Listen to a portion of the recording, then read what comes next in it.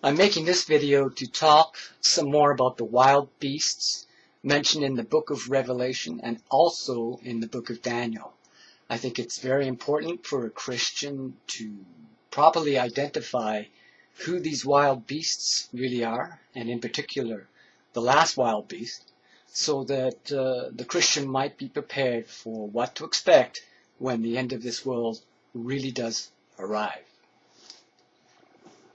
In the book of Revelation, chapter 20, it also mentions that scrolls will be opened and people will be judged from what is written in these same scrolls. Now, most scholars, academics, and Christians believe that the book of Revelation, chapter 20, the last few chapters, are indeed in regard to what happens at the very end of this world. So these scrolls mentioned in the last few chapters of the book of Revelation are also mentioned in Daniel chapter 7 in connection with the wild beasts. And so it's a very good idea for everybody to read Daniel chapter 7 and understand what Daniel, the prophet Daniel, is being told. So I'll read a portion of Daniel chapter 7, starting in verse 9 and ending in verse 10. Just to show you where it mentions these scrolls, which I believe are the same scrolls mentioned in the book of Revelation, in the last chapters, at the very end of the Bible. So here we go, Daniel 7, verse 9. I kept on beholding until there were thrones placed, and the Ancient of Days sat down. His clothing was white, just like snow, and the hair of his head was like clean wool. His throne was flames of fire. Its wheels were a burning fire. There was a stream of fire flowing and going out from before him. There were 1,000 thousands that kept ministering to him, and 10,000 times 10,000 that kept standing right before him. I believe this is talking about his angels. The court took its seat, and there were books that were opened. So I believe those books are the same scrolls mentioned in the book of Revelation. And these are directly connected to the wild beast. So now I'm going to skip ahead in Daniel chapter 7 to what Daniel is told would happen right at the end. And that's recorded in chapter 7, verse 25 to 27. So listen carefully to what happens. And there's going to be a little change, a switch in authority that happens when these scrolls are opened. So listen carefully to the reading. Daniel 7, chapter 25. Here we go. And he will speak even words against the Most High. It's talking about the small horn that comes from the last wild beast here. And he will speak even words against the Most High, and he will harass continually the holy ones themselves of the Supreme One. And he will intend to change times and law, and they will be given into his hand for a time and times and half a time. And the court itself proceeded to sit, and his own rulership they finally took away, in order to annihilate him and to destroy him totally.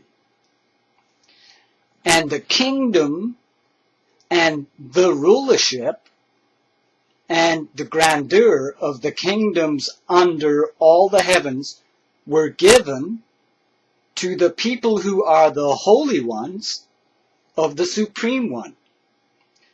Their kingdom is an indefinitely lasting kingdom, and all the rulerships will serve and obey even them.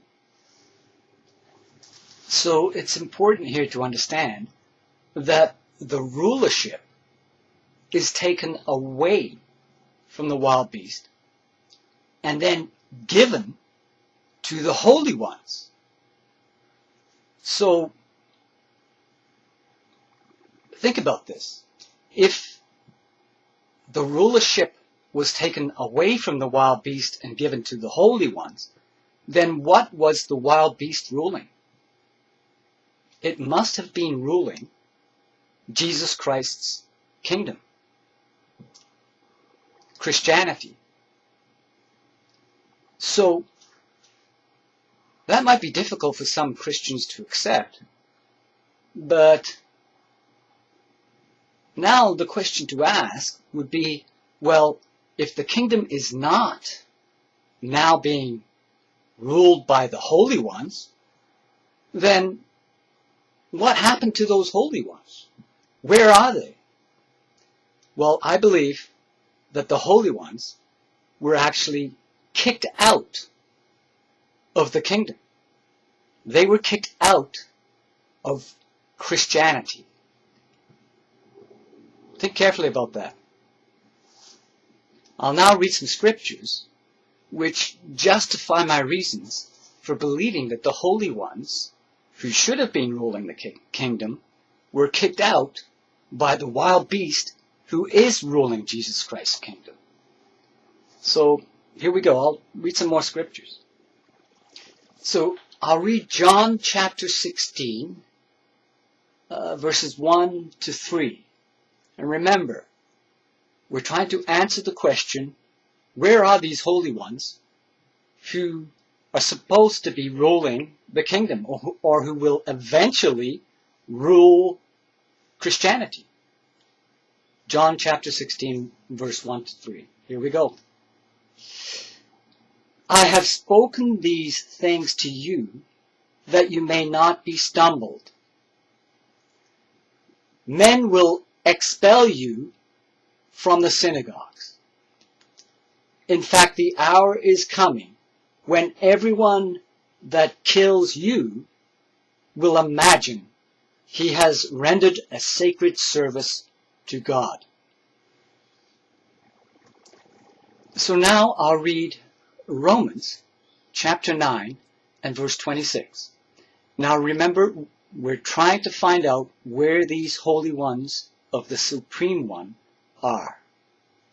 Okay, so here we go. Romans 9, verse 26.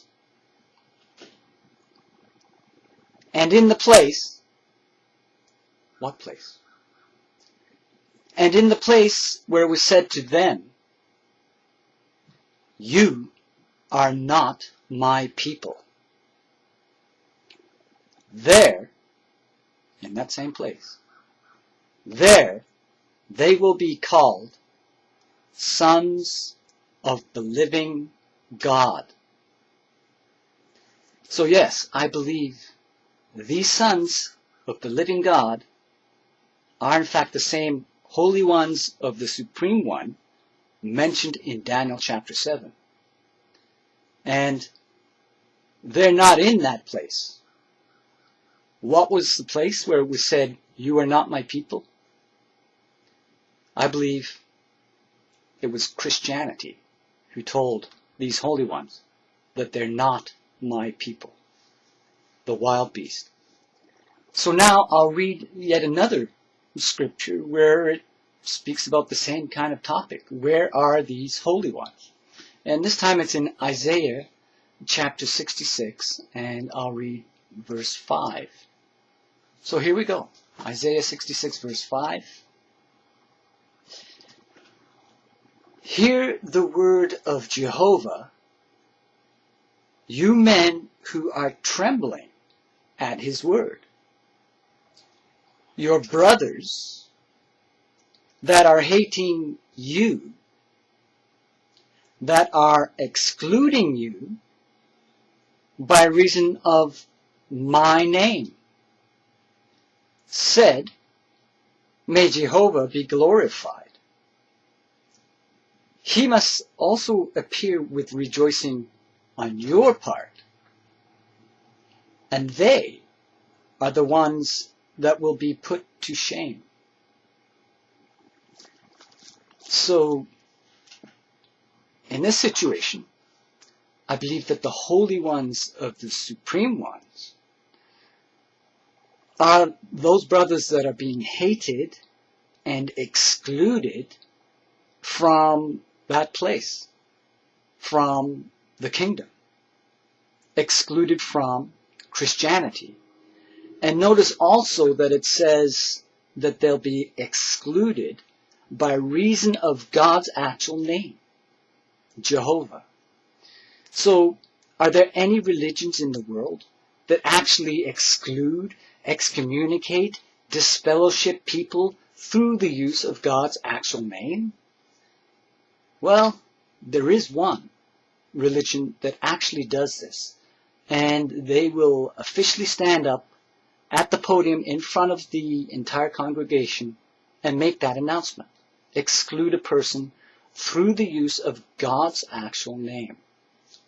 This is very important to contemplate. So now, if righteous men are being excluded through the use of God's actual name, it's very likely that those righteous men are being excluded by the small horn of the wild beast mentioned in Daniel chapter 7. So if you can determine which religion it is that exclude these brothers through the use of God's actual name, because not all religions do this, if you can identify that religion, then I suspect you will have identified the small horn of that wild beast. Think about that. Now, Isaiah chapter 66 goes on to tell what happens next after these brothers are excluded. So here we go, Isaiah chapter 66 and verse 6. There is a sound of uproar out of the city, a sound out of the temple. It is the sound of Jehovah repaying what is deserved to his enemies.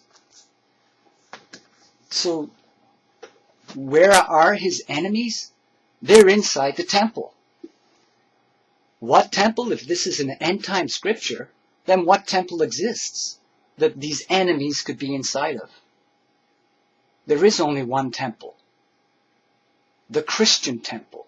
The one that Jesus Christ inaugurated with his death and his blood. So, this really puts Christianity in a huge predicament. Listen carefully to what Jesus Christ says will happen right at the end. Here we go. Therefore, just as the weeds are collected and burned with the fire, so it will be in the conclusion of the system of things, right at the end. The Son of Man, Jesus Christ, will send forth his angels, and they will collect out from his kingdom all things that cause stumbling and persons who are doing lawlessness. And they will pitch them into the fiery furnace. Remember, there's fire coming out from before his throne. It mentions that fire in Daniel chapter 7. There is where their weeping and the gnashing of their teeth will be.